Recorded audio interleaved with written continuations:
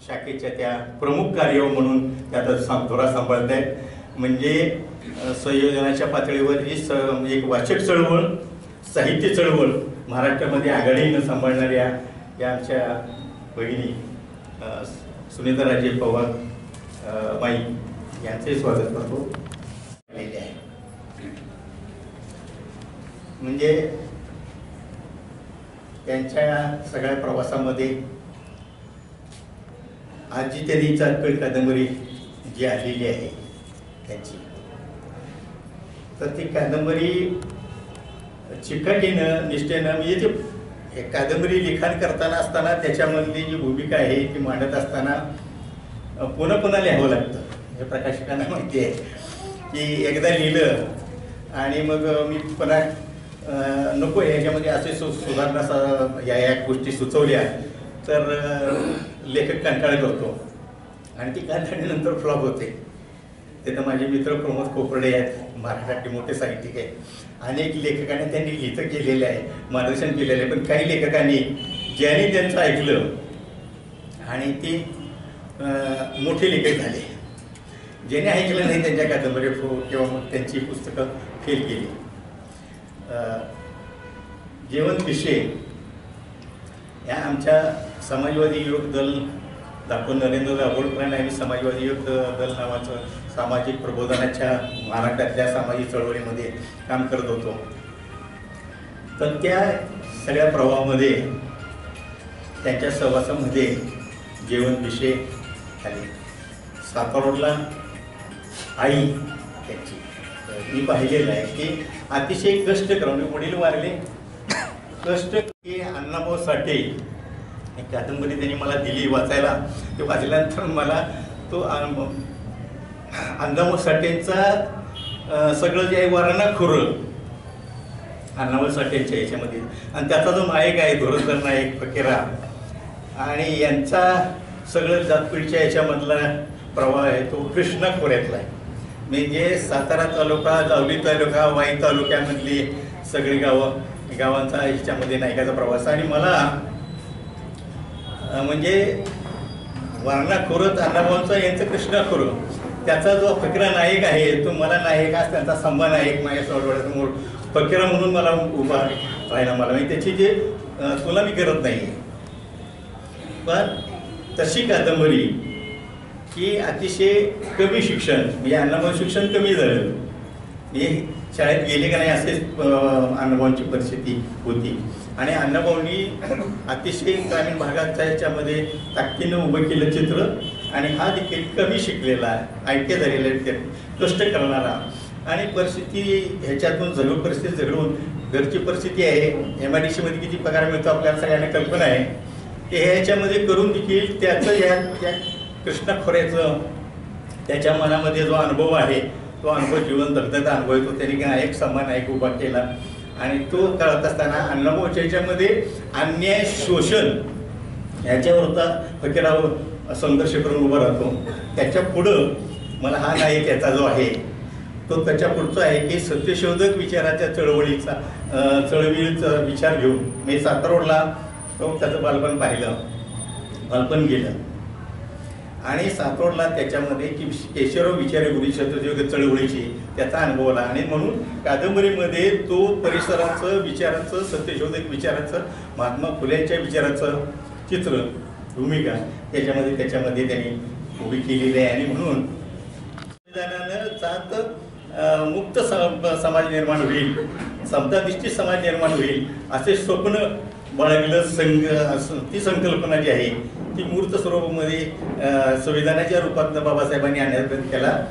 मला वाटतं की जयवंत विषयाने ती संकल्पना जी समतानिष्ठ समाज निर्माण व्हावं ही संकल्पना जी आहे ती त्याचं स्वप्नरंजन संविधानाचं जसं बाबासाहेबांनी केलं तसं फुले आंबेडकरच्या विचारातले समतानिष्ठ समाज निर्माण करण्याचं जे संकल्पना आहे ती संकल्पना त्याचं स्वप्नरंजन या कादंबरीमध्ये त्यांचा मला दिसलं. तो इंग्रजीमध्ये त्याला युटोपिया आपण म्हणतो. तर हे स्वप्नरंजन आहे युटोपिया. आता सबनीस सरांनी प्रस्तावने त्यांच्या अतिशय सामान्य कार्यकर्त्या, सामान्य लेखकाला प्रस्थापित लेखक आहेत ते सहजा त्यांना दखल घेत नाही.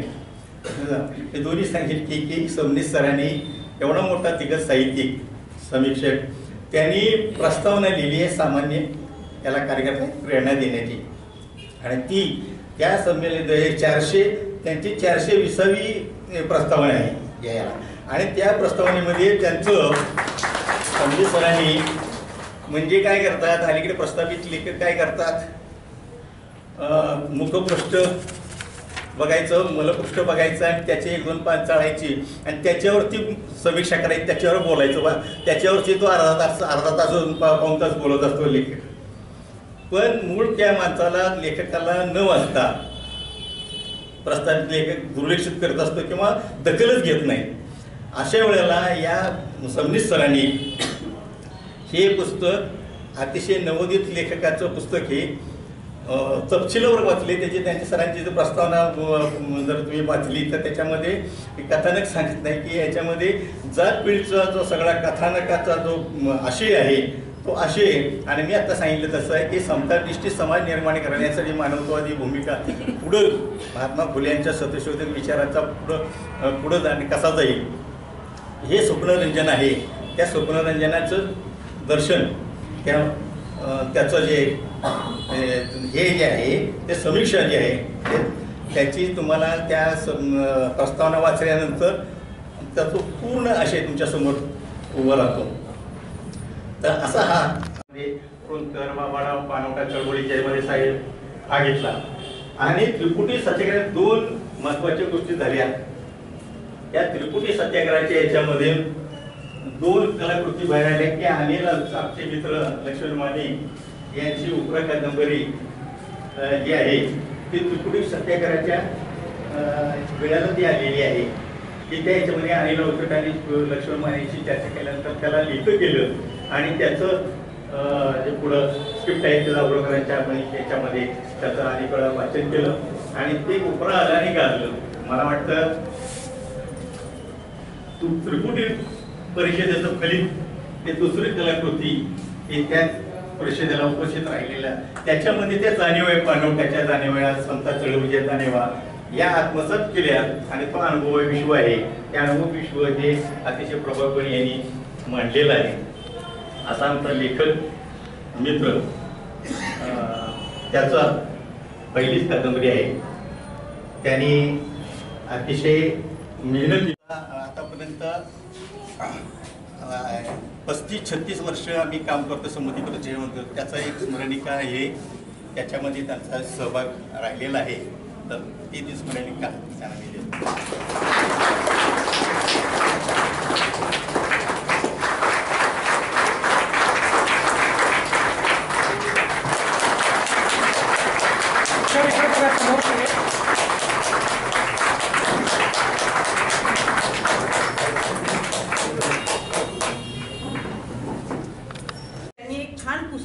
कादंबरी लिहिली, वेगळ्या विषयाची आहे, तुम्ही ती प्रकाशित कराल का? मी म्हटलं ती माझ्याकडे पाठवा, मी वाचून बघते. आणि ती वाचत असताना मगाशी जसे जिमरे सर म्हणाले तसं पूर्ण फकीराला समांतर जाणारी असं आपण ज्याला म्हणू, म्हणजे तो नायक जो आहे तो सतत आपल्याला फकीराची आठवण करून देतो. अशी ती एक वेगळ्या विषयाची कादंबरी होती आणि त्या कामाला सुरुवात झाली, DTP झालं. पण मधल्या काळामध्ये जिमरे सरांचा माझा संपर्क झालाच नाही आणि त्यांचा नंबरही माझ्याकडे नव्हता आणि ते काम तसंच थांबलं. काही दिवसानंतर जिमरे सर मला एका कार्यक्रमामध्ये भेटले आणि मी त्यांना म्हणाले, तेच पाठक हॉलमध्ये, म्हटलं हो ते लेखक कुठे गेले आपले? त्या कादंबरीचं नाव त्यावेळी होतं नायिकावरून संबा. मी म्हटलं हो ते लेखक आपले कुठे गेले? तर ते म्हटले, मी तुम्ही पुन्हा आलात की तुमची ओळख करून म्हणजे गाठ घालून देतो. आणि हे दोघे पती पत्नी मला याच हॉलमध्ये भेटले आणि अक्षरशः भिसे सरांच्या डोळ्यामध्ये आणि त्यांच्या मिसेसच्या डोळ्यामध्ये पाणी होतं किंवा ती कादंबरी करायची आणि मी आता ती वेगळ्या प्रकारे लिहिली आहे. मी त्यामध्ये खूप बदल केले आणि खूप वेगळा विषय आता त्या कादंबरीच्या निमित्तानं झालेला आहे. त्याचं नावही मी बदललेलं आहे. आणि मग ते दोघे जण मग माझ्याकडे पुण्याला आले आणि त्यांच्या पत्नीच्या डोळ्यामध्ये अश्रू होते. अहो यांना रात्री झोपेत सुद्धा असं वाटतं की आपलं पुस्तक कधी प्रकाशित होईल. म्हणजे लेखकाची जी लेखनाची उर्मी असते आणि ती लोकांच्या पर्यंत पोहोचवण्याची जी तळमळ असते ती त्या दोघांच्या नजरेतून दिसत होती. आणि मग या वर्षभरात त्या पुस्तकाचं काम झालं आणि खूप सुंदर चिप्पी आपल्यामध्ये किती तीव्र आहेत. मला आठवतं माझ्या लहानपणी आता जो उल्लेख केला जिंभरे सरांनी सत्यशोधक समाजाचा, माझ्या गावामध्ये तर सेवागिरी महाराजांचा खूप पगडा आहे आणि अगदी अभिमानानं मी सांगते की मी कधीही जाती व्यवस्था अनुभवली नाही. कारण गावाच्या चारी बाजूने वेगवेगळ्या समाजाची वस्ती असली तरी एक आध्यात्मिक वारसा असल्यामुळं असेल, सेवागिरी महाराजांची पुण्यही असेल, कधीही ते अनुभवायला मिळालं नाही. त्यामुळं मला नंतरच्या काळामध्ये ज्यावेळी या क्षेत्रात आल्यानंतर ह्या जाणीवा फार तीव्र होत गेल्या किंवा जसं जसं वाचन करत गेले तर आपण खरंच माणसं आहोत का हे म्हणण्याची वेळ येण्या इतपत आपण काही गोष्टी या समाजामध्ये पाहिलेल्या आहेत, केलेल्या आहेत, घडलेल्या आहेत. हा इतिहास आहे. म्हणजे मनुष्यच मनुष्याचा वैरी झालाय असं आपल्याला चित्र इतिहासामध्ये दिसतं. आणि माणसानं जर मानवता आणि माणुसकी दाखवली तर जगातली अर्धी दुःख कमी होती. ही अशी परिस्थिती आहे. या स्तंभामध्ये मगाशी ज्यांनी दिनकर जिंभरे सरांनी उल्लेख केलाच की मातंग समाजाचा नायक आणि मराठा समाजाची एक स्त्री, तर त्यांनी जी पात्र निर्माण केलेली आहेत, कारण कादंबरी समाजाचा एक विस्तीर्ण असा पट बोलत असते. पात्रांच्या तोंडून तो काळ उभा करत असते, इतिहास उभा करत असते, समाजाची व्यवस्था उभी करत असते. यामधला जो आबा नावाचं जे पात्र आहे त्यांच्या तोंडी त्यांनी एक वाक्य घातले. त्यांची ज्यावेळी मुलगी 16-17 वर्षाची असताना विधवा होते तेव्हा त्यांनी त्यांच्या तोंडी असं वाक्य टाकले की जे आत्ता कुठे आम्ही थोडेफार स्वीकारायला लागलोय पण मागच्या काळामध्ये ते नव्हतं. ते म्हणतात की 12 बैत्यात एखादी मुलगी विधवा झाल्यानंतर तिचं दुसरं लगीन लावतात आणि तिला जगण्याचा अधिकार मिळवून देतात, मग तिच्या जगण्याला अधिकार देतात. त्या लोकांना आपण अडाणी म्हणतो, कमी दर्जाची समजतो, पण ती लोक खरी शहाणी आहेत. कारण आम्ही आमच्या मुलींचं दुःख आयुष्यभर उघड्या डोळ्यांनी नुसतं बघत राहतो. हे ज्यावेळी एखाद्या माणसावर वेळ येते की आपलीच मुलगी विधवा होते त्यावेळी त्या माणसाला यातला खोलपणा कळतो की आपल्या मुलीची अख्खी हयात त्यातही तिच्यावर कुणातरी माणसाची दुष्ट नजर आहे आणि ती रात्रंदिवस त्या भीतीच्या छायेमध्ये जगते. असं असताना हे किती वाईट असतं हे ज्यावेळी त्यांना कळतं त्यावेळी ते मातंग समाजाचा स्तंभासारखा एक नायक उभा करतात तिच्या मदतीला. पण ते इतकं सोपं नसतं की हे सगळं स्वीकारून पुढे जाणं. पण मालन सारखी एक स्त्री किंवा मुलगीच आपण तिला म्हणून, ती अतिशय ज्या जात व्यवस्थेत अडकलेली असतेच सगळ्यांच्या प्रमाणे, तिला असं सुरुवातीला वाटतं की जातीची उतरण इतकी कच्ची असेल का, तशी असती तर ती ढासळी असती ना, हजारो वर्ष कशी टिकली असती. म्हणजे हा तिचा प्रश्न पण बरोबर आहे की जात जर आपण आता एका क्षणात मानायची सोडून दिली तर मग ती हजारो वर्ष कशी टिकली. म्हणजे आपल्या मनामधले जे सगळे प्रश्न आहेत ते त्यांनी त्यांच्या पात्रांच्या तोंडून इतक्या सुंदर प्रकारे मांडले. म्हणजे एखादं पुस्तक तुम्हाला वेगवेगळ्या प्रकारे विचार करायला कसं भाग पाडतं ह्याचा एक उत्तम वस्तुपाठ ही कादंबरी देते. किंवा सरांचं मत आहे की माणूस केंद्रस्थानी आहे, मानवता हाच खरा धर्म आहे. तो जर धर्म आपल्याला सगळ्यांना पाळायचा असेल, मानायचा असेल तर आपल्याला साहित्याची कास पुन्हा पुन्हा धरावी लागेल. अशा प्रकारचं लेखन पुन्हा पुन्हा यायला लागेल. कारण आता आजकाल जर आपण बघतोय तर जातीच्या भिंती आणखीन तीव्र होत आहेत. म्हणजे ज्या खरं म्हणजे पडायलाच हव्या होत्या किंवा मधला काळ असा होता की त्यामध्ये पडतील अशी शक्यता निर्माण झालेली होती. तो काळ पुन्हा एकदा परतून येतोय की काय, पुन्हा एकदा हे सगळं तीव्र होतंय की काय, अशा काळामध्ये आपण आता जगतोय. तर हे सगळं वेगवेगळ्या अंगाने लिहिलं गेलं पाहिजे. आपल्यालाही माणूस हाच केंद्रस्थानी मानून तिथून पुढच्या काळामध्ये वाटचाल करावी लागेल. तरच आपल्याला या काळाला उत्तर देताना एक ताट मानेने उत्तर देता येईल. कारण आपण प्रत्येक जण आता डोकावत असताना आपण कोण आहोत, कुठल्या जाती धर्माचे आहोत आणि आपल्याला कसा एकमेकांना पाठिंबा देऊन आपल्याला पुढे जायचं एवढंच बघत असतो. हे पुस्तक करताना खरंच मला विसे सरांचं फार कौतुक आहे की फार सुंदर असं लेखन केले. असं मगाशी सांगितलं की त्यांचं शिक्षण तर कमी झालेलंच आहे पण शिक्षणाचा आणि साहित्याचा काही संबंध नाही हे अण्णाभाऊंनी दाखवून दिले. कारण अगदीच प्रवास करून त्यांनी मुंबई गाठली त्या माणसाने किती मोठं लेखन करून ठेवले. आजही फकीराच्या तोडीची कादंबरी निर्माण होणं ते नजीकच्या काळामध्ये शक्य नाही. आजही तिचं महत्व एवढं सुद्धा कमी झालेलं नाहीये. त्यांचा वारसा सांगणारे आज पिसे सर आपल्यामध्ये आहेत आणि इथून पुढेही त्यांच्या हातून एक चांगलं लेखन घडेल अशा मी त्यांना मनापासून शुभेच्छा देते. आणि याच जिल्ह्याचे असल्यामुळे माझ्या जिल्ह्यातला एक चांगला लेखक घडतो याचाही मला फार आनंद आहे. मी आपल्या सर्वांचं मनापासून स्वागत करते, मनापासून धन्यवाद देते.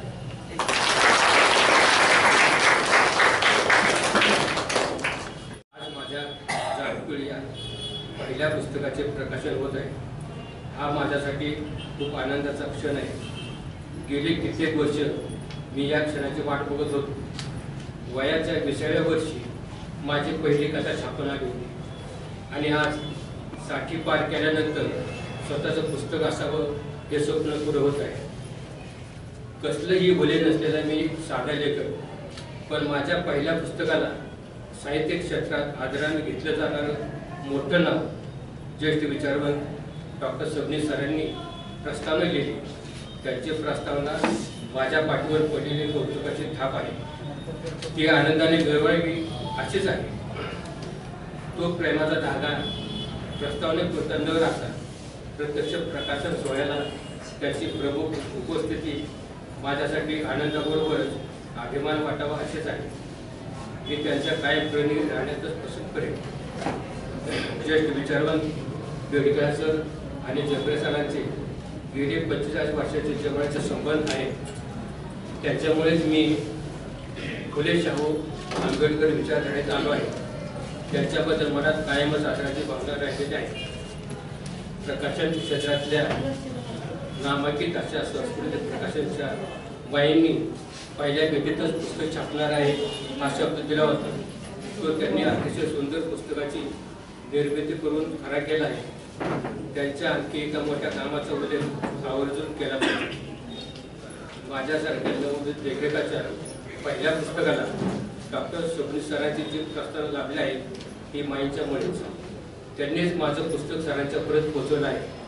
माई, मी तुमचा मनापासून आभार आहे. मी आजपर्यंत थोडंच लिहिलं आहे, पण मनापासून लिहिलं आहे. ज्या घटनांनी प्रसंगांनी अस्वस्थ झालो तेव्हाच लिहिलं आहे. या पुस्तकाच्या कथानकाविषयी मी बोलणार नाही, तर त्यामागची पार्श्वभूमी थोडक्यात सांगायची वाटते. 1960-70च्या दशकातला काळ स्वातंत्र्य मिळून पुढील वर्ष झाली होती. स्वातंत्र्याचा सूर्य गावकोसा बाहेरच्या वस्त्यांवर अजून उगवला नव्हता. तो काळ गाववाड्यातली माणसं, त्यांचं जगणं, रागलोक, भेदभाव, प्रेम वय मी बघितलं. ते सारे अस्वस्थ करणारं होते. तो काळ कित्येक वर्ष डोक्यात थैमान घालत होता आणि यावरच मला लिहायचं होतं. घटना प्रसंग काल्पनिक घेऊन तोच बहुतांश उभा करायचा होता. कथा प्रकारात हे सारे बसणारं मावणारं नव्हतं. म्हणून कादंबरीला हात घातला. कादंबरीचा पट मोठा, अनेक व्यक्तिरेखा, त्यांचे परस्पर संबंध आणि त्यातून एक असं चित्रपट न्यायचं होतं. हे करत असताना कथानकातला गाव, परिसर माझ्या बघण्यातला साताराच्या आजूबाजूचा घेतला आहे. त्यातले एक गाव गुजरातमधील आहे. मी गिडीमोरा, नवसारी, गंदी या भागात वर्षभर राहिला आहे. तिथं औद्योगिक वसाहतीत काम केलं आहे. लेखकाने घेतलेला जीवानुभव साहित्यात प्रतिबिंबित होतच असतो. मुख्य अष्टावली चित्र साकारणारे सुनील पांडवे यांना मी मनापासून धन्यवाद देतो. तसेच अक्षर जुळणी, बाइंडिंग व पुस्तक निर्मितीसाठी ज्याच्या हाताचा सहभाग लाभला त्या सर्वांचे मी आभार मानतो. माझी पत्नी शिला याचा आवडून उल्लेख केला पाहिजे. संसाराचा गाडा चालवताना तिने अनेक अडचणात कोण देत ते माझ्या त्याला लेखक जिवंत ठेवला. त्याला आवडत तिचे आभार मानतो. हा पुस्तक प्रकाशन सोहळा ज्यांच्या सहकार्यामुळे होऊ शकला त्या संबोधितांच्या सर्व पदाधिकारी, ज्येष्ठ सहकारी यांचे मी मनापासून आभार मानतो. विचार माणसावर साहित्य क्षेत्रातले मोठे माणसं आहेत. या पुस्तकावर अधिकारवाल्याने बोलतीलच. माझं पुस्तक आपल्याला नक्की आहे या असे करून धन्यवाद. विश्व डॉमिनेट करते, त्याच्यावर वर्चस्व गाजवते. दुसऱ्या बाजूला त्यातलं एक प्रमुख पात्र आहे नाना. शिरगावचे नाना मध्ये मोठं पात्र दाखवलेलं आहे. ते गांधी हत्येने विषण्ण झालेलं पात्र आहे. मराठा समाजातलं आहे. गांधी हत्या झाल्याचं मनस्वी दुःख त्यांना झालेलं आहे आणि त्याच्यातून ब्राह्मणांची जाळली गेलेली जी सगळी घरं आहेत त्याच्याविषयीचा एक रागही त्या पात्राच्या मनामध्ये आहे. आणि सगळे ब्राह्मण काही वाईट नव्हते अशा प्रकारची एक भूमिका त्या माणसाची आहे. कादंबरीची सुरुवात आणि कादंबरीची सुरुवात एका अर्थाने आपण जर पाहिलं तर एका सवर्ण समाजातल्या माणसाच्या मनामध्ये असणारी जी त्या काळात एक भावना आहे मानवतेची तिथून सुरू होते. आणि त्याच्यामुळे माणसं मारणं वाईट आहे, माणसं मारण्याचं तत्वज्ञान होऊ शकत नाही अशा पद्धतीनं कादंबरीचा एका बाजूला आरंभ होताना दिसतो. कादंबरीतला जो मूल्य संघर्ष आहे सबनीस सरांनी असं म्हटल्या प्रस्तावनेत योग्य रीतीनं की एका अर्थानं जातीअंतर्गत संघर्ष आहे आणि जातीच्या बाहेरचाही संघर्ष आहे. दोन्ही आव्हानं लेखकाला पेलायची होती. त्या अर्थानं जातीतला संघर्ष हा तुलनेनं जास्त कडवा आहे असं मला वाटतं. त्या काळाची जी मूल्य आहेत, कारण कादंबरीचा काळ आणि कादंबरीचा परिसर हा सातारा जिल्ह्यातला आपल्या सगळ्या त्यातली सगळी वर्णनं वाचून आणि आता सुनीता राजांनी सांगितलं. आणि काळ आहे तो गांधी हत्येच्या आसपासचा, त्याच्यामध्ये वाढलेला एक माणूस आणि 60च्या दशकाच्या आसपास पर्यंत आलेला असा सगळा काळ. त्या काळामधल्या सामाजिक मूल्यांमध्ये जरी राज्यघटनेतल्या मूल्यांचा औपचारिक प्रभाव आपण मान्य केला तरी सुद्धा सामान्यतः आपलं जातनिष्ठ भावविश्व आणि जातनिष्ठ जीवन प्रामाणिकपणे जगायचं आणि बाहेरच्या जगामध्ये तुलनेनं मानवतावादी म्हणून वावरायचं अशा प्रकारची एक दुहेरी मानसिकता असणारं एक जातीचं विश्व त्या काळामध्ये दिसतं, जे तुलनेनं आज दिसत नाही हे म्हणावं लागेल. आणि त्याच्यामुळं प्रत्येक जातीनं आपल्या जातीतले जे व्यवहार आहेत, लग्नाचे असतील, अंत्यसंस्काराचे असतील, इतर असतील, ते सगळे व्यवहार जातीच्या जीवाप्रमाणे करावे, त्याच्या बाहेर जाऊ नये याची दक्षताही एका बाजूला आहे. आणि त्याच्या पलीकडची माणुसकी इतरांच्या बाबत दाखवायची असेल तेव्हा ती दाखवावी या पद्धतीचा एक सामाजिक पट जीवनाचा त्या काळात आपल्याला दिसतो. लेखक त्या काळातल्या राजकारणामध्ये फारसा पडलेला नाही, त्याच्यात चांगली गोष्ट आहे, फार गुंतागुंतीची गोष्ट झाली आणि सरळ सरळ सामाजिक प्रश्न आणि सामाजिक संघर्ष याला लेखकांनी एका बाजूला हात. जातीच्या अंतर्गत असणारी जातनिष्ठ मूल्य जी आहेत ती आणि सर्वसामान्यांना मान्य झालेल्या भारतीय राज्यघटनेची मूल्य याच्यात स्वाभाविकपणे अंतर्विरोध आहे. तो अंतर्विरोध असणारच, कारण जातनिष्ठा संपलेली नाही, जातीचे व्यवहार संपलेले नाही. आणि त्याचं चित्रण आणि संघर्षाचं कारण ते जे बनतं ते त्या नायिकेच्या संदर्भामध्ये बनतं. आपली एकुलती एक मुलगी या माणसाला, या कादंबरीतला जो खलनायक आहे बाळू पाटील, त्याला नानांनी का नाही दिली तर गांधी हत्येच्या काळामध्ये या बाळू पाटलांनी अनेक ब्राह्मणांची हत्या केली, घरं जाळली असे संदर्भ त्या कादंबरीमध्ये येतात. घरं जाळली ही गोष्ट खरी आहे, ब्राह्मणांची हत्या झाली हे काही मला पटणारी गोष्ट आहे, आकडेवारीमध्ये स्वतः काही दिसत नाही त्या काळात, पण घरं जाळली गेलेली आहे. आणि अशा दुष्ट प्रवृत्तीच्या माणसाला माझी मुलगी का देऊ असा सरळ सरळ प्रश्न नाना तिथे काय कादंबरीतला प्रौढ पात्र जे आहे त्या नायिकेचे वडील हे हा प्रश्न उभे करतात. आणि त्याच्यामुळे मला याला मुलगी द्यायची नाही हे सरळ सरळ सांगून मुलीला मागणी घालायला आलेला बाळू पाटलाला ते परत पाठवतात.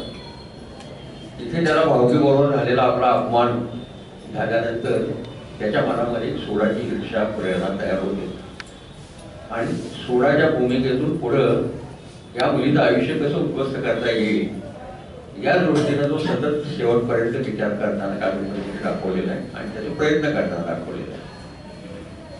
आणि त्याच्यातच तिच्या नवऱ्याची हत्या त्या गावामध्ये केली, ज्या गावामध्ये बाळू पाटलाच्या ती मुलगी दिलेली असते, तिच्या नवऱ्याची हत्या तिला विहिरीमध्ये बुडवून त्याला मारतात आणि त्या ठिकाणी ती हत्या झाल्याच्या नंतर ती 17 वर्षाची मुलगी विधवा होते. दिसायला अर्थातच सुंदर आहे आणि त्याच्यामुळे तिच्यावर या बाळू पाटलाचा डोळा असतो. तो सतत ती आपल्या कच्छपी कशी लागेल याच्या प्रयत्नामध्ये असतो, किंवा तिला अपमानित कसं करता येईल, तिला उपभोगता कसं येईल, या दृष्टीने त्याचा विचार चाललेला असतो. हा एक त्यातला प्रमुख संघर्ष आहे कादंबरीचा, तो आहे. आणि त्याच्यासाठी बाळू पाटलांनी केलेले डावपेच, आता याला उत्तर तर द्यायला पाहिजे, कारण बाळू पाटलांची ख्याती जी आहे संबंध गावामध्ये किंवा इतर पंचक्रोशीमध्ये ते अत्यंत वाईट आहे. त्याचा दरारा आहे, दहशत आहे. त्याच्या नादाला कोणी लागत नाही आहे. गावातील लोक सुद्धा ते विरोधात जाताना दिसत नाही आहे. आणि आपल्या मुलीचं तर रक्षण व्हायला पाहिजे. या सगळ्या गरजेमधून योगायोगाने एका ठिकाणी भेटलेला संभा हा त्या प्रौढ पात्राला सापडतो. आणि तिथून पुढे संभाजी आणि नानांचे जे संबंध जुळतात त्याच्यामधून त्या मुलीच्या रक्षणाची जबाबदारी संभा वाटला पडते, असं सारा नाही. पुढे तो जंगलीच्या काळामध्ये म्हणजे हल्ल्याच्या काळामध्ये त्या मुलीचं रक्षण करतो. 10-12 मुली संभामध्ये पाडतो आणि ते मुर्दे पाडल्यानंतर त्या मुलीची खात्री पडते. आता इथे एक गोष्ट अशी आहे, संभा हा मातंग समाजातला आहे. नानांच्या मनामध्ये जातीचं फारसं हे नसल्यामुळे नानांना त्याला स्वीकारताना काही अडचण आलेली नाही.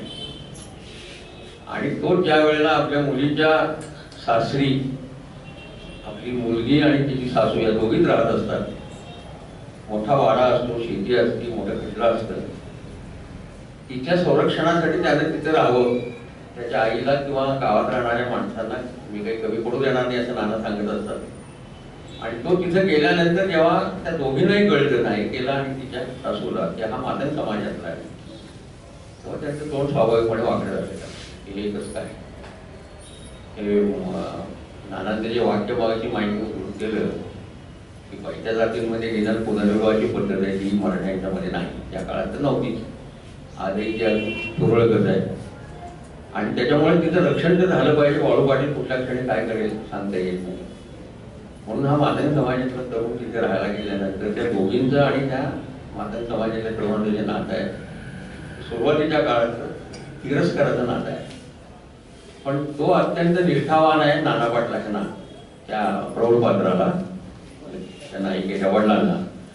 आणि तो निष्ठावान असल्यामुळे सगळे अवमान सहन करून सुद्धा तो तिथे राहतो. त्याला खूप अंतर्गत वाईट वाटतं. त्याच गावामधल्या मातंग वस्तीत तो जातो, तिथे त्याची उद्योग सुरू होते. पण तरी सुद्धा आपण दिलेला शब्द पाळला पाहिजे.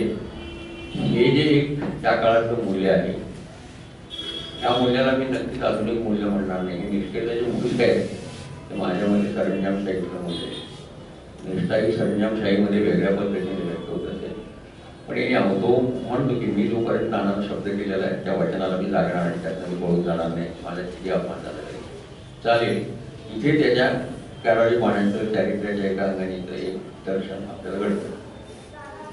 आणि त्या मुलीचं मन पाळून याला भाऊ म्हणून का होईना स्वीकारायला पाहिजे, हे घडण्यासाठी जवळपास बाळू पाटलांनी केलेल्या हल्ल्यामध्ये बाळू पाटलाची 10-12 माणसं मारली जाणं आणि त्या हिंसेची किंमत म्हणून त्या मुलीच्या मनामध्ये एका अंगाने परिवर्तन होतं. आणि ती याला भाऊ म्हणून स्वीकारायला तयार होते, कारण त्या दोघींचाही जीव त्यांनी पूर्णपणे वाचून त्यांची कृती चालवलेली असते. त्याच्यानंतर तो बाळू पाटील फरारी झालेला आहे. आता इथे 2-3 प्रश्न मला एका अंगाने पडले कादंबरीच्या शेवटाच्या बद्दल. कादंबरीचा शेवट हा अर्थातच लेखकाचा अधिकार आहे, हे मान्य आहे मला. पण मी सहज विचार करून पाहिला की त्या बाळू पाटलाचा हल्ला संभाजी पूर्णपणे परतावला, त्याच्यामध्ये चांगले संबंध निर्माण झाले, संभाचं लग्न झालं आणि तिथे कादंबरी थांबली असते तर काय केलं. कारण बाळू पाटील तो फरारी झालेला आहे, पोलिसाचा शोध घेत आहे. आणि पोलिसाचा शोध घेत असल्यामुळे ते केव्हा तरी सापडेल, केव्हा तरी हे म्हणजे सामान्य म्हणून गृहीत धरतो. तिथे कादंबरी थांबली असती तर कादंबरीचा प्रभाव व्यक्त झाला असता. आता जिथे कादंबरी थांबलेली आहे त्या बाळू पाटलाच्या हत्या त्याचीच मुलं करतात. आणि त्यांना तो साधूच्या वेशामध्ये गावामध्ये येतो, गावाला वश करतो. आणि तो गुजरातमध्ये असताना साधू होतो. आता गुजराती माणूस साधू होईल याच्यावर विश्वास ठेवणं फार अवघड आहे. आणि तसं त्याच्यावरही विश्वास ठेवता येत नाही, कारण तो साधू असला तरी गुजरातमध्ये झालेला आहे, त्यामुळे तो बनेल आहे आणि उघडच आहे, त्याच्यात काही वाद नाही आहे. आणि तो गावाला नादाला लावतो, गावाची सगळी माहिती असल्यामुळे तो लोकांचं भविष्य पटापट सांगतो, तुझ्या घरात आहे, तुझ्या घराकडचं आहे, गावाची सगळी त्याला माहिती आहे. साधूच्या आणि आई आपल्या आईच्या संबंधाचा ज्या वेळेला संशय मुलांना यायला लागतो आणि हकीकत त्यांना माहित नसते हा आपला बाप आहे, त्यावेळेला मुलं त्याच्या हत्येचा निर्णय करतात आणि त्याची हत्या करतात आणि त्याच्या अग्निवर कालोखंड थांबवले. मला असा प्रश्न पडला शब्द हे नसतं घातलं तर काय झालं असतं समजा कादंबरीची प्रभाव क्षमता कमी झाली होती का? मला वाटतं बिलकुल झाली नाही. शेवटी त्या बाळू पाटलाचं काय करायला हा प्रश्न लेखकापुढे पडलेला असणार, पण तुम्ही ते एकदा फरारी झालेला दाखवलेलंच आहे. त्यामुळे फरारी झालेला माणूस केव्हा तरी पकडला जाईल पुढचं पुढं. तो पुन्हा या पद्धतीने येऊन त्यात एक रंजकता वाढवण्याचा जो प्रयत्न आहे आपला, त्याच्यामधून या शेवटाकडे लेखकाला वळावं लागेल आणि त्या बाळू पाटलाचं शेवटी मरण दाखवावं लागेल, तो हत्या दाखवायला लागेल. म्हणजे एका अर्थानं गांधी हत्येच्या याच्यापासून सुरू झालेला जो प्रवास होता तो त्या बाळू पाटलाच्या हत्येमध्ये परावर्तित झाला, इथपर्यंत येऊन थांबला असं आपल्याला एका अर्थाने म्हणता येईल. दुसरं पात्रांचा जो विकास होतो कादंबरीमध्ये, त्याच्यामध्ये पात्रांच्या विकासामध्ये फक्त एका बाजूला सांभा, दुसऱ्या बाजूला नायिका मालन, आणि त्या मालनच्या मनोविश्वाचा विकास जास्तीत जास्त कुठपर्यंत होतो, जात निष्ठेच्या बाहेर केव्हा येते. मगाशी म्हटलं तसं तिच्या रक्षणासाठी आवारा माणसांचे मोठे पडल्यानंतर तिला खात्री पडते की या माणसाने जीवा उदाहरून आपलं रक्षण केलेलं आहे आणि आपल्या जातीची माणसं तर कोणी झाली नाही. सख्खा आलेला भाऊ सुद्धा माघारी गेला रक्षण न करता, उलट त्याचा इस्टेटीवर डोळा जास्त होता.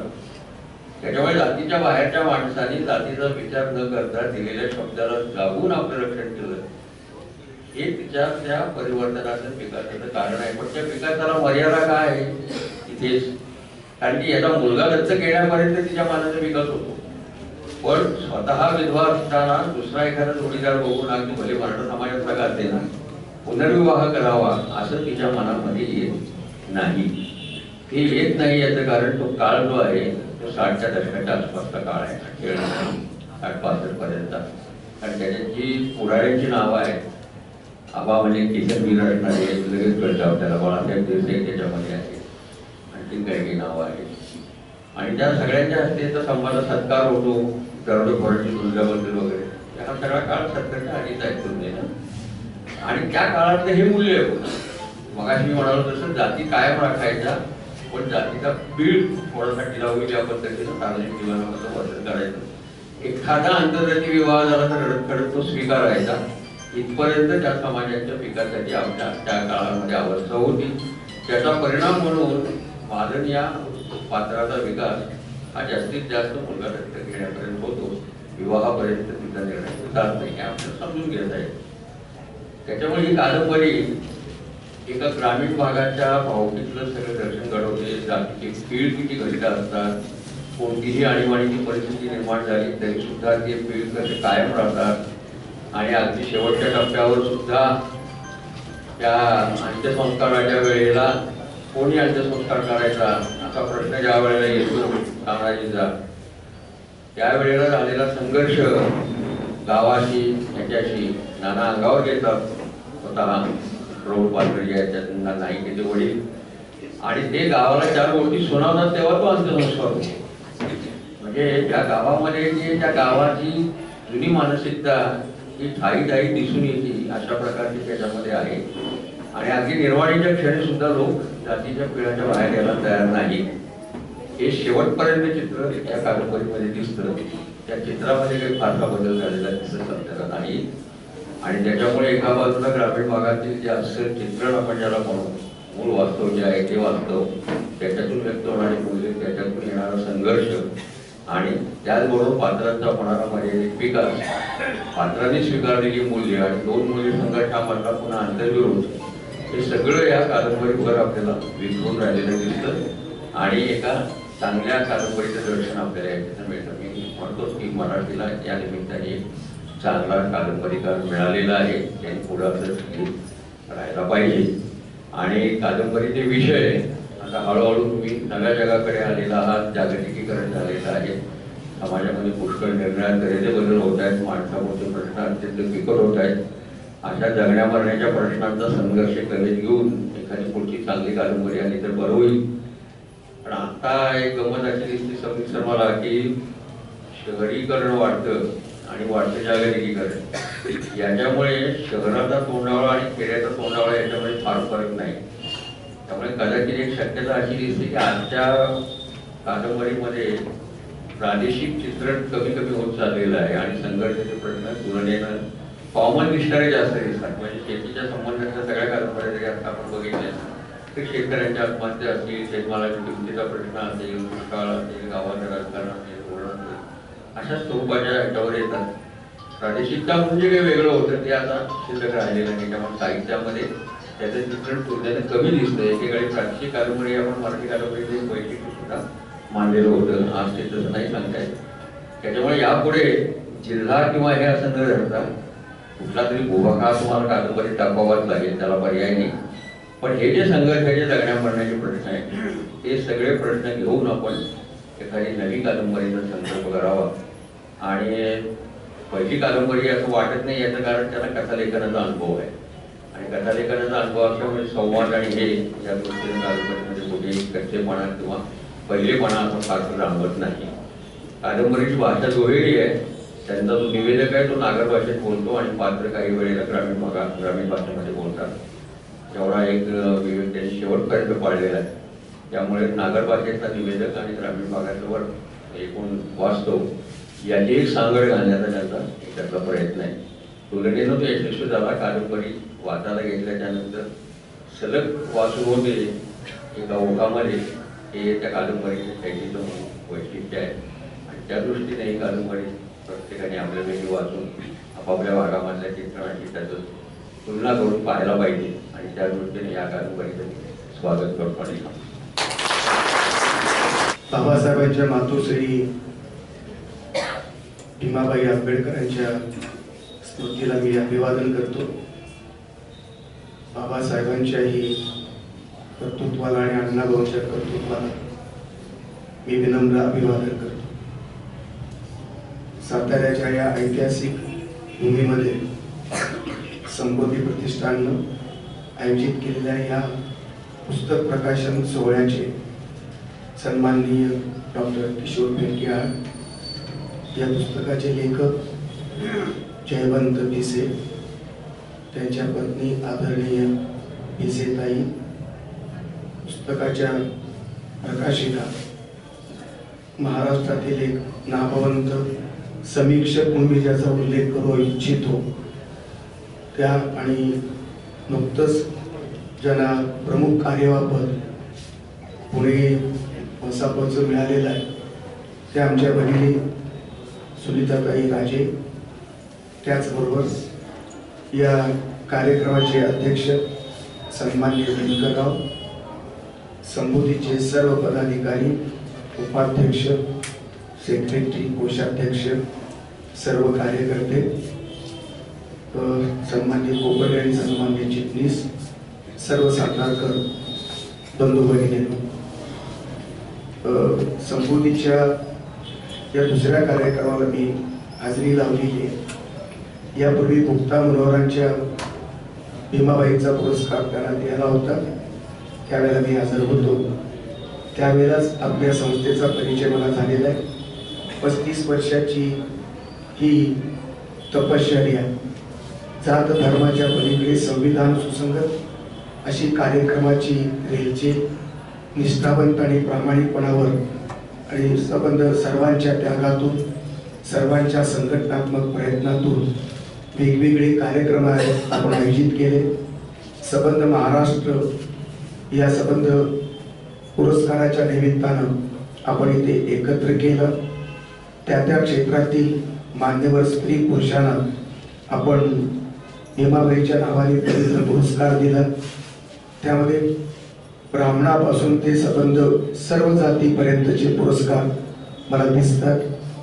संबोधी ही खऱ्या अर्थानं संविधान सुसंगत अशी संस्था आहे, कारण कुण्याही जातीचं धर्माचा टिळा आपल्या नावामध्ये, आपल्या परंपरेमध्ये, आपल्या कृतिशीलतेमध्ये, आपल्या तत्वज्ञानामध्ये आणि आपल्या ध्येयवादामध्ये मुळीच नाही.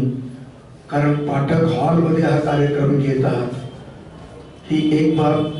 दुसरी गोष्ट, सत्यशोधकाची परंपरा ही या जिल्ह्याला ही फार मोठी आहे आणि आमच्या प्रकाशिका भगिनी त्यांचे वडीलही सत्यशोधक होते.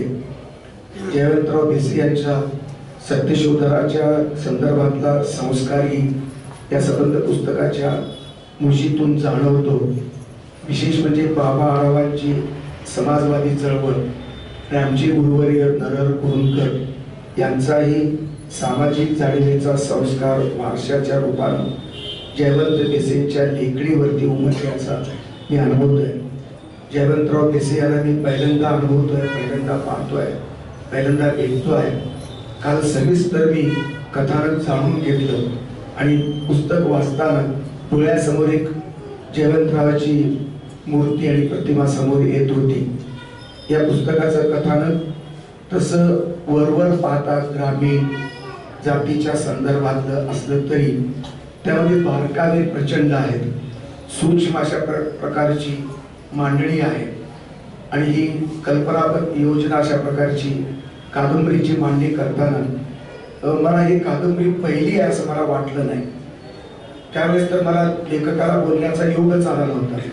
मी कादंबरी वाचली आणि लगेच लिहिलं आणि त्याला पाठवून दिल्यानंतर मग त्यांचा काहीतरी फोन तात्पुरता आला आणि काल मला ते कथा लिहितात असं मला कळलं. आणि 26 जानेवारीलाच त्याला एका नोकरीच्या ठिकाणी एका सवर्ण समाजाच्या रूममध्ये भाड्याचं रूम त्याला सोडावी लागली आणि त्या घरमालकानं जात लक्षात आल्यानंतर त्यांचं सामान सगळं ऐन राष्ट्रीय दिवसाच्या निमित्तानं ते बाहेर टाकलं आणि उघड्यावरचा उद्ध्वस्त झालेला संसार अनुभवताना ते मनही उद्ध्वस्त आणि ते संबंध जीवनही उद्ध्वस्त आणि अशा हजारो लोकांची, कोटी कोटी माणसांची जीवनाची उद्ध्वस्तता या संबंध आर्क रूपानं त्या कथेमध्ये त्यांनी जाहीर केली. त्याचबरोबर मला वाटतं झेंडावंदन कथेचं नाव होतं का त्या कथेचं नाव होतं आणि नेमकं 26 जानेवारीला हे घडलं. सत्य घटना आहे. 26 जानेवारी किती वेगळी, किती खरी, किती खोटी, किती अपूर्ण या संदर्भातला हिशेब आपल्याला पुन्हा एकदा खराच करावा लागेल या निमित्तानं. पण लेखकाला हा जर अनुभव स्वातंत्र्यानंतर मिळत असेल, स्वातंत्र्याच्या प्रजासत्ताक दिवशीच मिळत असेल तर मग भारतीय संस्कृती, भारतीय समाज आणि एकंदरीत आपल्या परंपरा, रूढी, संस्कृती याचं मूल्यमापन करण्याची गरज मला वाटते. त्याच संदर्भात प्रगल्भ भूमिकेतून ही कादंबरी जन्माला आलेली आहे. कथा लिहिण्याचा अनुभव होता ही फार चांगली गोष्ट आहे. त्यामुळे कथेचा आराखडा तयार करता येतो. पण त्यामुळे कादंबरीची नस सापडते आणि कादंबरीची संरचना आकृतीबंध तसाच करता येईल, यशस्वी होईल असं सांगता येत नाही. पण हे कमालीचं यश त्यांना या ठिकाणी मिळालेलं आहे. काही रंजनाचे संदर्भ जरी असले तरी मूलतः पिंड आणि प्रकृती त्यांची या कादंबरीची अत्यंत गंभीर अशा प्रकारची आहे. मुख्यतः कादंबरी कॅरेक्टरवर बेतलेली असते. जिवंतपणा माणसाचा जेवढा खरा, जेवढा सत्याभास आपल्याला होऊ शकतो वाचकाला, तेवढ्या प्रमाणात ती कादंबरी खरी वाटते, वास्तवातली वाटते. आणि वास्तवातलं चित्रण करत असताना आमच्या जयवंतरावांनी अत्यंत वेगळा विषय घेतलेला आहे. खरं म्हणजे पाटील समाज हा तसा ब्राह्मण समाजाच्या तुलनेनं कमी जातीवादी दलित समाजामध्ये मानला गेलेला आहे. विशेषतः पहिलं टार्गेट ब्राह्मण समाज असतो आणि ब्राह्मणांनी वर्णव्यवस्था निर्माण केली, ब्राह्मणानं पोचली ही आणि ब्राह्मणानं छळवाद केला ही इतिहासाची साक्ष अनुभवातून दलित समाजानं अनुभवलेली आहे, भोगलेली आहे. हजारो वर्षे भोगल्यामुळं ते संस्कार सगळ्या समाजात रुतले आणि लेखकांच्या मनामध्ये सुद्धा तेच आहे. विशेषतः दलित साहित्यातल्या परंपरेतले अनेक लेखक ब्राह्मणाला टार्गेट ठरवून अशा सवर्ण आणि विशेषतः ब्राह्मण अशा कलाकृती लिहिल्या गेल्या. ही पहिली कलाकृती अशी आहे. दलित साहित्याच्या प्रवाहामधल्या बहुसंख्य कलाकृती 99% कलाकृती या सवर्ण समाजाला टार्गेट करतात, विशेषतः ब्राह्मण समाजाला. पण या लेखकाची प्रवृत्ती मात्र वेगळी आहे आणि ती ब्राह्मण समाजाला थोडा मागे टाकून मराठा समाजातील जाती व्यवस्था किती कडक आहे ते सांगण्याचा प्रयत्न. पण एकांगी चित्र नाही. आबा पाटील हा यातला नायक म्हणावा की न म्हणावा, दोन प्रकार आहेत. संभाही नायक आहे आणि आबासाहेब पाटील हे नायक आहेत. संभाची मूल्य व्यवस्था ही आबाच्या पाठिंब्यावर, आबाच्या अधिष्ठानावर उभी आहे आणि संभाचं संभापन नायकपण हे सिद्ध झालं याचं कारण आबासाहेबांनी त्याला वचन दिलं आणि ते वचन पाळलं. म्हणजे एका नायक पदाच्या या एका नाण्याच्या दोन बाजू आहेत. म्हणजे या कादंबरीला दोन नायक आहेत आणि मग तथाकथित रूढ अर्थानं नायिका त्याची बायको असली पाहिजे, प्रेयसी असली पाहिजे. पण सुदैवानं हा लेखक प्रेम आणि भानगडीपासून दूर आहे आणि या संबंध कादंबरीमध्ये त्यांनी नायिका उभी केली ती पाटलाच्या समाजातली 17 वर्षाची ती विधवा, एक विधवा स्त्री सवर्ण समाजातली ती नायिका पद भूषवते. हे मराठी कादंबरी माझ्या दृष्टीनं नवीन आहे. ती सधवा असते.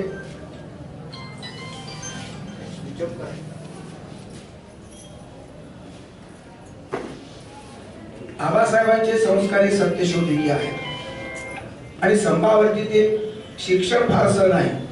खरं तर आमच्या जयवंतरावचं एक शिक्षण फारसं नाही असं मला कळलं. ITI झाले, तसं शिक्षण आहे आणि नाही म्हणण्यासारखं आहे. अण्णाभाऊ सारखंच ना एकदम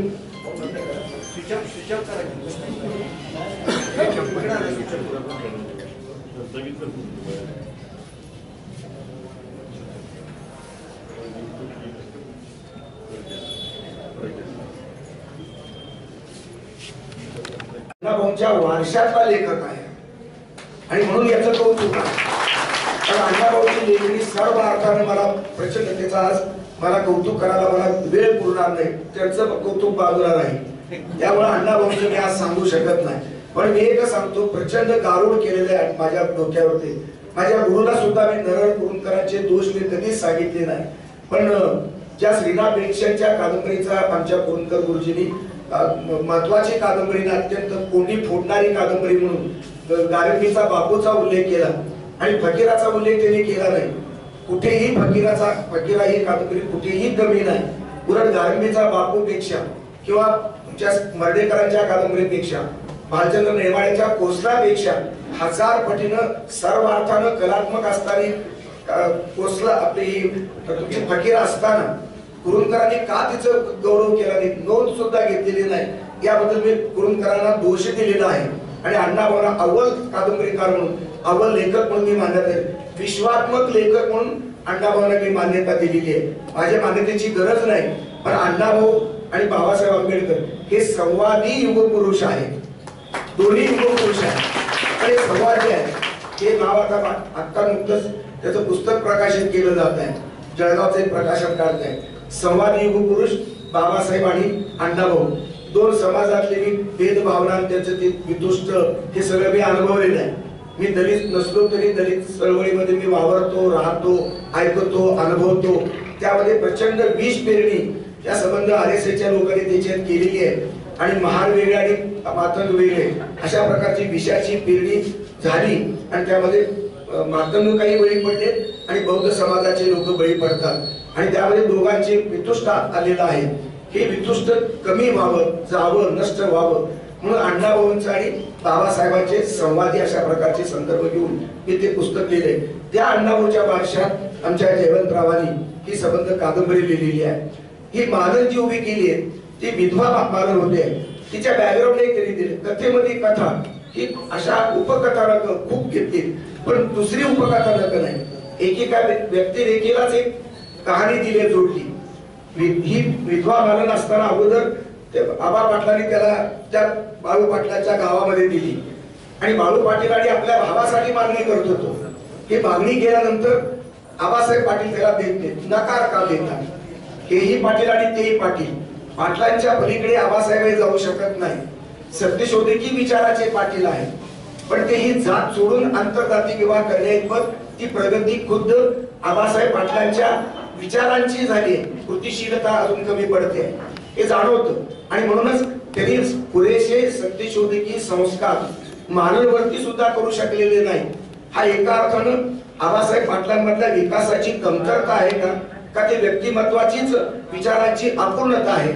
कृतिशीलतेमध्ये कमी पडलेले आबासाहेब हे एक सत्यशोधकी प्रामाणिक आहे. देव माणूस आहे, जुन्या मूल्याप्रमाणे देव माणूस आहे, आधुनिक मूल्याप्रमाणे तो सत्यशोधिकी आहे. आणि यांनी त्या बाळू पाटलाच्या भावाला पोरगी नाकारली, पोरगी द्यायचं नाकारलं. का तर गांधी हत्या झाल्यानंतर त्यांनी ब्राह्मण समाजाची घरं जाळली. आता हा पाटील आहे, आबासाहेब पाटील हा जातीवादी नाही, तो कुण्याही अर्थानं जातीवादी नाही. ब्राह्मणाबद्दलची कटुता पाटलामध्ये असते, पण आबासाहेब पाटलामध्ये नाही. किंवा संभाबद्दलची जातीता दलित जातीची जाणीव आबासाहेब पाटलामध्ये नाही. या अर्थानं तो बिनजातीवादी अशा प्रकारचा नायक आहे, आबासाहेब आहे. आणि म्हणून गांधी हत्येनंतर जी ब्राह्मणाची गरज जाळली त्यामध्ये निरपराध ब्राह्मणांना जाळण्याचं, घर जाळण्याचं काम ज्या दोषी माणसानं केलं तो आहे बाळू पाटील. तो गुंडगिरी करतो आणि त्या घराण्यामध्ये आपली मुलगी देऊ नये ही स्वाभाविक भावना एका बापाची आहे, एका डोळस बापाची आहे. तो विचार करणारा बाप आहे, अविचारी बाप नाही. आपल्या मुलीची सुख शाश्वती नसल्यामुळं क्रूर माणसांच्या घरामध्ये देण्यापेक्षा तो दुसऱ्या मराठ्याच्या घरी देतो. आणि तिथे गेल्यानंतर मला आता एक संदर्भ किशोर बेडकेच्या संदर्भात बोलताना मला लक्षात आलं की माझ्या सुटला काय की माझ्यातून धागा. लेखक सांगतील बाळू पाटील हा मालनच्या संदर्भात तो थोडी वासना तिची आहे का, जागी आहे का, मला आपल्याला विचारायचंय. असा संदर्भ काही आलाय का कादंबरी? नाही ना? नाही, त्याची वासना आहे. हा संदर्भ अत्यंत महत्वाचा आहे. एका कॅरेक्टरला, एका कथानकामध्ये किती अँगल असू शकतात.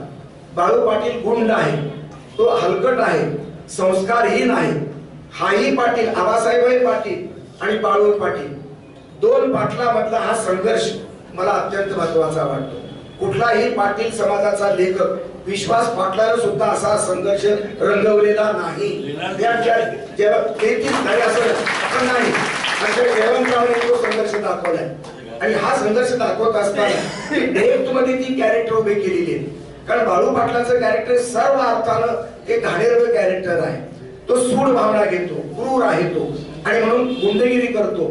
तो तुकिया, सर्जेराव आणि कोणता नाना, हे तीन गुंड आहेत. ते प्रातिनिधिक गुंड आहेत, ते तीनच नावं येतात, पण अनेक गुंडांच्या टोळ्या आहेत. तो दरोडा घालायला लावतो.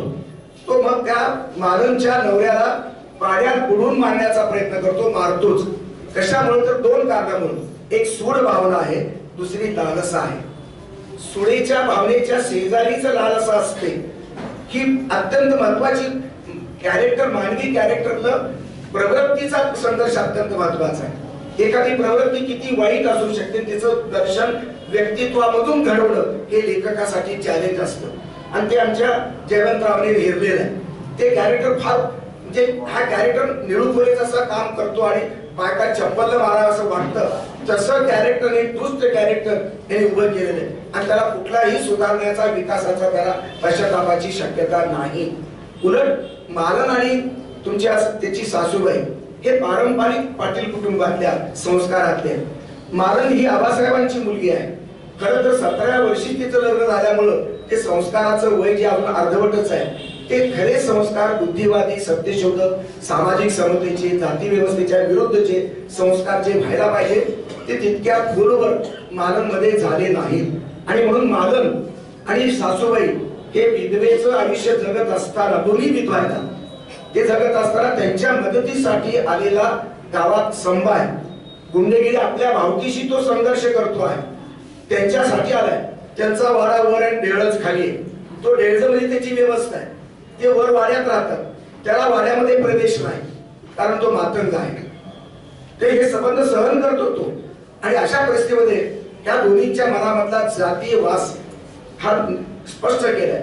एखादं कॅरेक्टर किती गुंतागुंतीचं असतं, एखादा चांगला भाव आणि एखादा वाईट भावना एकाच शेजारी एकत्र निर्माण होतं असं त्यांनी वर्णन केलं. आणि म्हणून या संबंध अनुभव घेताना हा कटू अनुभव, आबासाहेबांची मुलगी संभा आणि आबासाहेबांची बहीण संभाच्या कॅरेक्टर बद्दल आत्मीयता बाळगत नाही. बोलू नका मध्ये कोणीच, बंद करा, एकदम बंद करा. कुठल्याही संदर्भामध्ये हे आबासाहेबांची मुलगी हे संस्कार दाखवताना संभाच्या संदर्भातली सहानुभूती, संभाच्या संदर्भातली बिनजातीवादी भूमिका सुरुवातीला घेत नाही. आणि मग अशा प्रकारचं अनुभव येताना संभा हा माणूस आहे, तो विचारी आहे, ऐकून करणं सत्यशोधक विचार त्याच्या मनात असलेले. हा संभा विचार करतो, व्यक्तिगत पातळीवरती मनातला विचार आहे की मी यांच्यासाठी एवढा त्याग करून आलेलो आहे, एवढ्या गुंडांना सहन करतो आहे, एवढा सगळ्या सहकार्य करतो आहे. आणि ती आबासाहेबांची मुलगी माझ्या विरुद्ध जातीयता पाळते, ती पाटलीन जातीयता पाळते. मी यांच्यासाठी का लढावं, मी यांच्यासाठी का जगावं, हा प्रश्न त्याच्या मनात निर्माण झालाय. हा प्रश्न लेखकाच्या दृष्टीने अत्यंत महत्वाचा आहे. हा प्रश्न निर्माण केला नसता लेखकाने तर लेखक कमी पडला असता. हा लेखकाने प्रश्न निर्माण केला म्हणून व्यक्तीच्या मनामध्ये चाललेलं द्वंद्व हे उघड करणं, हे मांडणं, शब्दात पकडणं कठीण असतं. आणि त्यामध्येच लेखकाची कसोटी असते. आणि जयवंतराव या पातळीवरती नक्की उतरलेले आहे, याबद्दल त्यांचं अभिनंदन करतो. काही जागा फार महत्वाच्या आणि या जागा जयवंतरावनी हेरल्या, त्यांनी त्या ठिकाणी मांडल्या म्हणून महत्वाचं आहे. आणि मग या ठिकाणी त्याला असं पश्चाताप होतोय की तो आता इथून निघून जावं की काय. पण लगेच आठवतं ते आबासाहेबांना दिलेलं वचन. दांडपट्टा चालवणारा, पैलवानकी गाजवणारा, कुठे आबासाहेब पाटलांची त्याची भेट झाली आणि आबासाहेबांनी त्याला हेरलं आणि त्याची सबंध आबासाहेबांची दुःखी कहाणी या सबंध संभा मांगानं हेरली, पचवली आणि त्याला वचन दिलं. मातंग समाजाचा माणूस एका पाटलाला वचन देतो.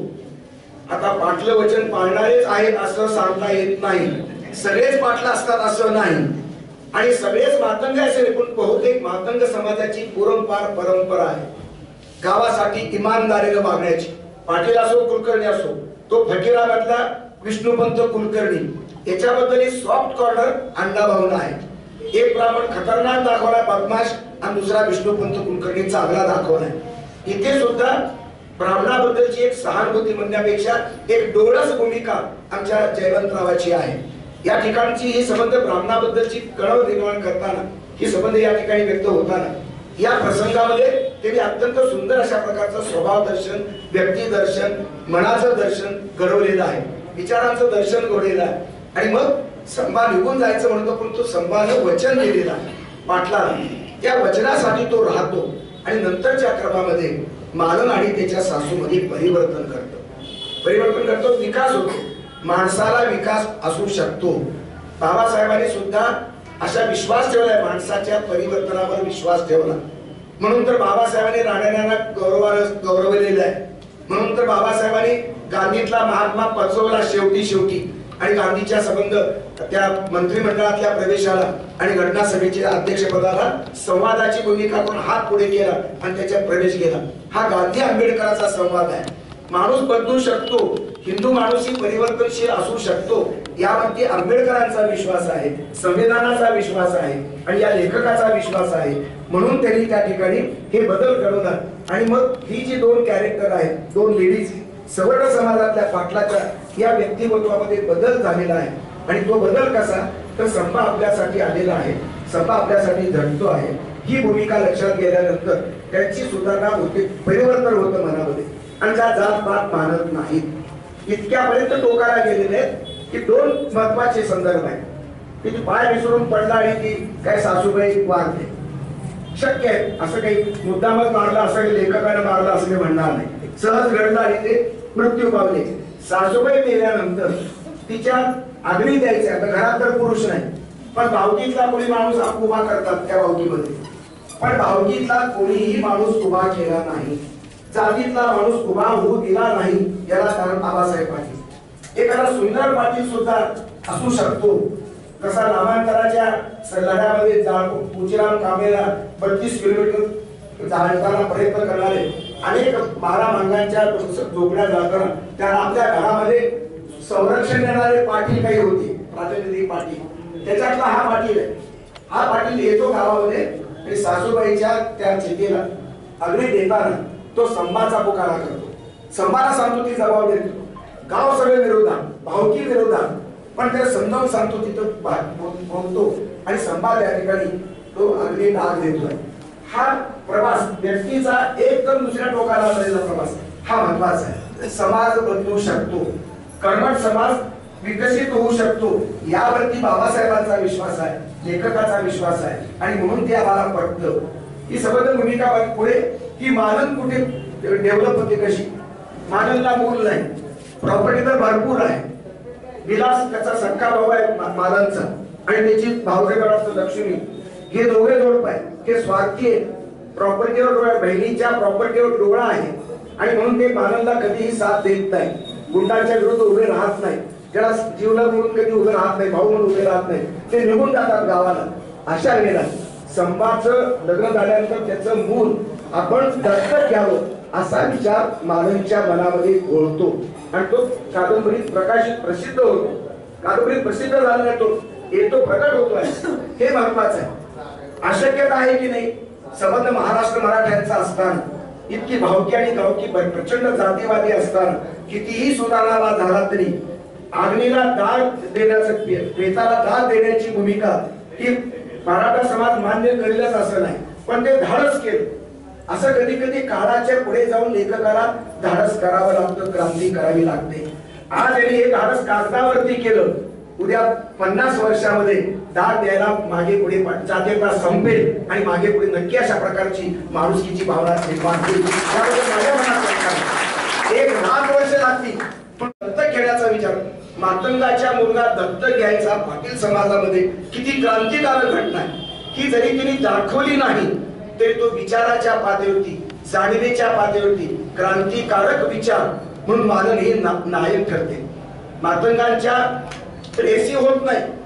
फकीरा कादंबरीमध्ये त्या आवडीमध्ये वेगवेगळं दाखवलं. पाटलाच्या संबंध बायकोला रामोशी समाजाचा मुलगा तिथे लग्न दाखवले तिने, आपल्या अण्णाभाऊ साठेने. तेवढी क्रांती यांनी केलेली नाही, पण पाटलाच्या सुनेच्या मनामध्ये मातंगांच्या मुलाचं प्रेम निर्माण होतं आणि दत्तक घ्यावंसं वाटतं. ही क्रांतिकारक भूमिका आहे आणि या भूमिकेनुसार साहित्याची वाटचाल सुद्धा या क्रांतिकारक वाटचालीतून आहे. हाच आंबेडकरवाद आहे, हाच नवा आंबेडकरवाद आहे, हाच अण्णाभाऊ साठेचा विचार आहे, प्रगत विचार आहे.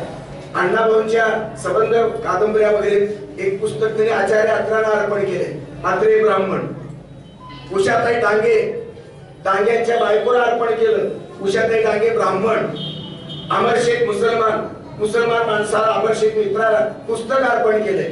ही अर्पण पत्रिका अत्यंत महत्वाची आहे, काळीजाची.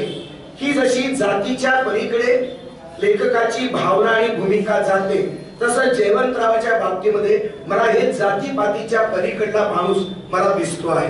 आणि लेखकालाच मुळात जातपात नसते असा गृहीत धरतो, पण बरेच लेखक जात जाणीवेचे बळी ठरतात.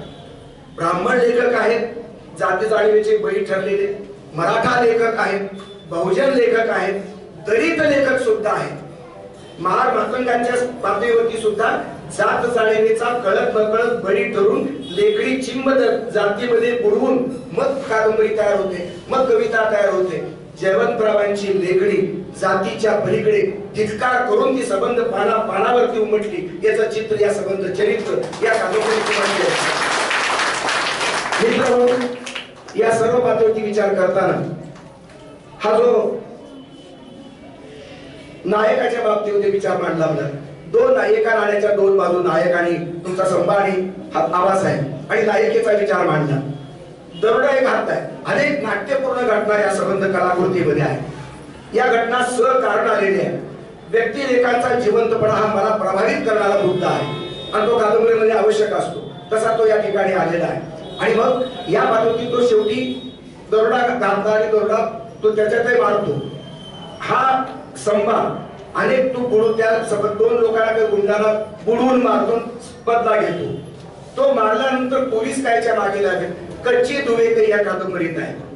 काही मतभेद म्हणा किंवा कच्चे दुवे म्हणून सांगतो मी की या कादंबरीच्या कथानकाला काही प्रश्न विचारता येतात की संभा हा किती पराक्रमी आहे, तो नायक आहे, तो चांगल्या विचाराचा आहे. सत्प्रवृत्त माणसं आबासाहेब, मालनची सासू आणि संभा ही आहे. दुष्प्रवृत्त माणसं बाळू, त्याचा गुंड त्याची, हे सगळं दुष्प्रवृत्त माणसं आहे. सुष्टाचा आणि दुष्टाचा संघर्ष दाखवला आणि शेवटी सात्विक प्रवृत्तीचा विजय दाखवलेला आहे. विजय होतोच असं नाही, पण विजय दाखवणं हे लेखकाचं काम आहे, कारण दुःखमुक्त मानवता त्याला निर्माण करायची आहे. सत्याचा विजय त्याला करावाच लागतो आणि मग सत्याचा विजय करताना या ठिकाणी हा संवाद जो आहे तो दरोडा गुंतवून टाकतो, तो पराभूत करतो, त्या ठिकाणी मारतो, काही लोकांची खून पाडतो, तरी सुद्धा पोलीस याच्या मागे लागत नाही. त्याचं काही कारण दिले का मला माहित नाही ना. हा कच्चा तो आहे कादंबरीतला. दुसरा एक प्रश्न विचारतो तो या कादंबरीला, तो आहे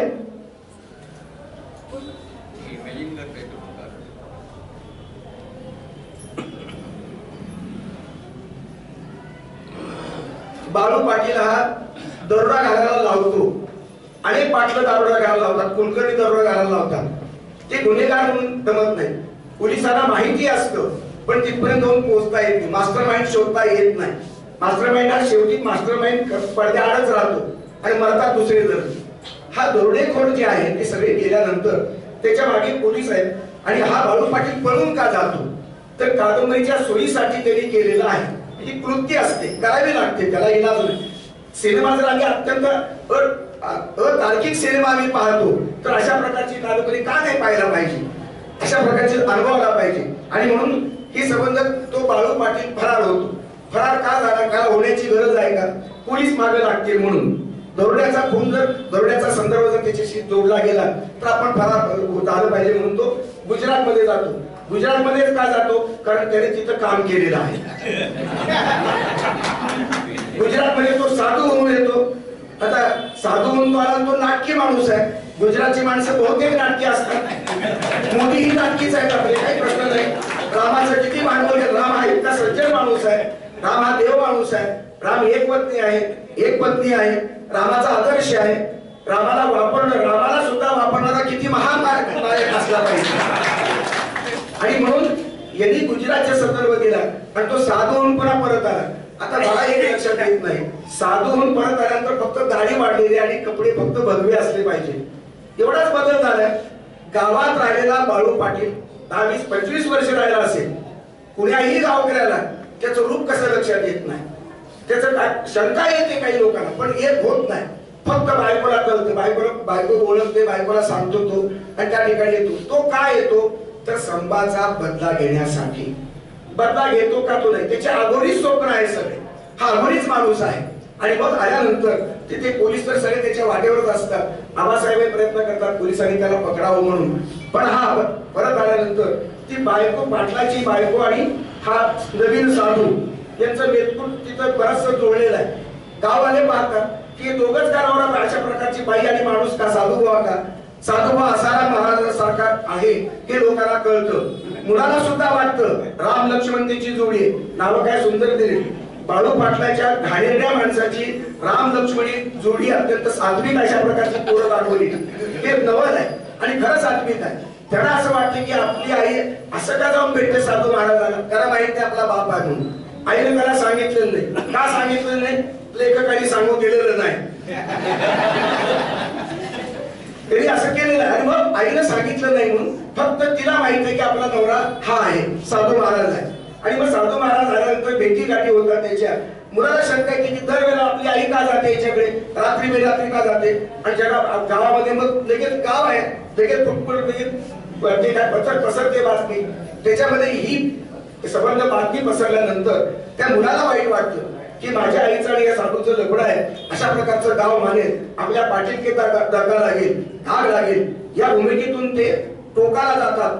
किती मन बेचैन असतात. अनैतिक संबंधाच्या बाबतीमध्ये आपली डोकी आणि आपली कल्पना किती भयानक असते हे त्याच्यातून दाखवतं. त्याला एक जोडून त्यांनी कथाला जोडले. अनेक साधू महाराजांचं टोळकं त्या ठिकाणी येतं. हिंदुत्ववाद्यांचा अतिरेक. खरा हिंदू धर्म हा सहिष्णू आहे. विवेकानंदाचा हिंदू धर्म हा चांगला धर्म आहे. गांधीचा हिंदू धर्म हा चांगला धर्म आहे. नथुराम गोडसेचा हिंदू धर्म वाईट धर्म आहे. जो नथुराम हिंदू धर्माच्या प्रेरणेतून गांधीचा खून करतो ते समर्थनीय नाही. हा नीचपणा आहे. हा मारेकऱ्यांचा संबंध धर्म हिंदू धर्म होऊ शकत नाही. आणि त्याचे देवदेवता आता ते करून उभे करतायत. अशा काळामध्ये ही कादंबरी येते आहे जिथे धर्म आक्रमक झालेला आहे. धर्मांध झाले सगळे धर्म. काही धर्म अंग चोरून बसलेले आहे. इस्लाम धर्माची संबंध अवस्था फार कोणतीच झाली. बौद्ध धर्माचा आपलं अस्तित्व कसं टिकवावं या संभ्रमात आहे. ख्रिश्चन धर्म बाकीच्या बाजूला बसलेला आहे आणि हिंदू धर्म आक्रमक झालेला आहे. कारण हिंदू धर्माचे दुकानदार करणारी राजकारणी धर्मांध लोक अत्यंत बावचळलेले, अत्यंत टोकाला गेलेला अशा प्रकार आहे. अशा दूषित वातावरणामध्ये ही सत्यनिष्ठ सात्विक यशाचा संबंध, सत्याचा विजय करणारी कादंबरी आमच्या जयवंतरावांनी जन्माला घातली. आणि मग तो राम का लक्ष्मण आपल्या बाबाला ठार मारतो, ठार तो समजून वेगळा समजून मारतो आणि मग ती बायको सांगते की हा तुमचा बाप होता आणि त्याचा खून होतो. खून का झाला? बाळू पाटण का गेला? का लेखकाला त्याला शिक्षा द्यायची होती. सन्मानी शिक्षा देणं शक्य नव्हतं, काहीच कारण नव्हतं पुन्हा. त्याला पळून गेला होता तो आणि पळून गेलेल्या बापाला परत आणलं बाळूला आणि त्याचा मृत्यू घडवला. आणि यांनी म्हटल्याप्रमाणे सुरुवातीला गांधी हत्या कशी त्यामध्ये झाले, लोक जसे झाले तशी हत्यापासून या हत्येपर्यंतची ही कादंबरी. या कादंबरीमध्ये सात्विकता आहे, पुण्य आहे, संबंध सत्याचा विजय आहे, यामध्ये शुद्ध प्रवृत्ती आहे, सात्विक प्रवृत्ती आहे, चांगुलपणा आहे. आणि या कादंबरीमध्ये दगा आहे, धोका आहे, कारस्थान आहे, गट कारस्थान आहे, क्रौर्य आहे, जातीयता आहे, धर्मांधता आहे. हे संबंध हिंदू धर्माच्या अतिरेक करणारी महाराज, कोकणचा एक महाराज येतो आणि तो शेवटी महाराजाकडे हे कोण पाहतो, ते कोणीतरी मला कोण पाहतं, महाराज पाहत नुसतं पाहताना दाखवलंय. ते कोकणचा महाराज आहे, हिंदू आलेले आणि त्या ठिकाणी त्या महाराजांचा त्याचा खून झाला आणि संबंध प्रकरण शोकांतिकेच्या दृष्टीनं की शोकांतिका नाही, एक वाईट माणूस मारला गेला, एक अत्यंत सात्विकतेला छळणारा माणूस, नायिका आणि नायकाचा पराभव करू पाहणारा माणूस, पण होतो पराभव दुष्टाचा. खलनायकाचा पराभव होतो. खलनायक मात्र हा पाटील आहे आणि नायक सुद्धा पाटील आणि संभा आहे. म्हणजे एखादा मातंग समाजाचा माणूस सुद्धा नायक होऊ शकतो. दलित साहित्याला आता नवीन नाही, हा नायक दिले, अनेक नायक दिले, पण हा वेगळा नायक आहे, हा परिपक्व विचाराचा नायक आहे, हा जातवाद मानणारा नायक नाही, हा ब्राह्मणामध्ये जातीयता आहे. काही ब्राह्मण्यग्रस्त ब्राह्मण जे आहेत ते जातीयवादी आहेत, ब्राह्मण्यग्रस्त मराठा हे जातीयवादी ब्राह्मण आहे, ब्राह्मण्यग्रस्त दलित ते सुद्धा ब्राह्मण दलित आहे. प्रत्येक जातीमध्ये ब्राह्मणवाद असतोच आणि तो निषेधार्ह आहे, हे बाबासाहेबांनी सुद्धा मांडलेलं आहे. आणि म्हणून सर्व जातीतलं चांगुलपण शोधण्याचा प्रयत्न, माणसाचं मूल्यमापन माणूस म्हणून करण्यासाठी हे संबंध कादंबरीचं कथानक त्यांनी मांडलं. एक वेगवेगळा संदर्भ, जातीचा पीळ कायम असताना सुद्धा त्याला चॅलेंज देण्याचं सामर्थ्य लेखकामध्ये आहे, विवेकामध्ये असतं. आणि विवेकानंच कादंबरी लिहावी आणि विवेकानंच कादंबरी वाचावी. ही कादंबरी वाचल्यानंतर कोणीही जातीवादी बनणार नाही. जातीवादाची पाळंमुळं मनातून जाती जो वाचतो तो विवेकाचीच संबंध पेरणी करतो. विवेकाच्या पेरणीला प्राधान्य देणारं हे पुस्तक मला वाटतं या संबंध या कादंबरीच्या क्षेत्रामध्ये, इतिहासामध्ये माझ्या दृष्टीने नवीन आहे. विवेकाची पेरणी अशी फार कमी, पेचानं आडवे उभे धागे, द्वंद्व, मानसिक द्वंद्व, समाजातला द्वंद्व, जाती जातीतला संघर्ष, संस्कृती आणि प्रकृती आणि विकृती याच्यातला संघर्ष, संस्कृती आणि प्रकृतीतले विसंवाद अत्यंत भयानक अशा प्रकारचे दाखवले. इतकी डेप इतक्या छोट्या माणसाच्या, सामान्य तुम्ही म्हणता सामान्य लेखक म्हणले आमचे अध्यक्ष महोदय, मला सामान्य माणूस हा वाटत नाही. सामान्य माणसा सुद्धा असामान्य असतो. जसं असामान्यत्व अण्णाभाऊंनी सिद्ध केलं, त्याच परंपरेमध्ये त्याच वारशात आज आमचे जयवंतराव बिसेरी हे असामान्य अशा प्रकारचं कर्तृत्व, लेखनाचं कर्तृत्व सिद्ध केलेलं आहे. कुणाच्या विरुद्ध आहे कथा? फक्त जातीवादाच्या विरुद्ध लेखक आहे. ब्राह्मणाच्या विरुद्ध नाही, मराठ्याच्या विरुद्ध नाही, दलित जातीवादाच्या विरुद्ध आहे, तुमच्या मराठा जातीवादाच्या विरुद्ध आहे, ब्राह्मण जातीवादाच्या विरुद्ध. पण विवेकाचा विजय करण्याची भूमिका आहे, समाजाचं भलं करण्याची भूमिका आहे. आणि म्हणून सत्याचा, सांस्कृतिक मूल्यांचा विजय करणारी भूमिका ही लेखकाने घ्यावी, कलावंताने घ्यावी. त्याशिवाय मानवी दुःख कधी होणार नाही. दुःख हे आतळच आहे, भाकरीचं दुःख, वेगवेगळ्या शोषणाचं दुःख, समाजाच्या संबंध परंपरेचं वर्चस्व असतं त्याचं दुःख आहे. बडा राष्ट्र छोट्या राष्ट्राला गिळतो, श्रीमंत गरिबाला गिळतो, नवरा बायकोला गिळतो, पुरुष प्रधान संस्कृतीत बायका, हे सगळं शोषण बंद व्हावं या दृष्टीनं दुःख मुक्त मानवता हाच ध्येयवाद असतो. लेखकाचा ध्येयवाद तोच असतो, असला पाहिजे. आणि तोच ध्येयवाद आमच्या जयवंतरावांनी गिरवलेला आहे. कलावंताचा ध्येयवाद सुद्धा तोच असतो.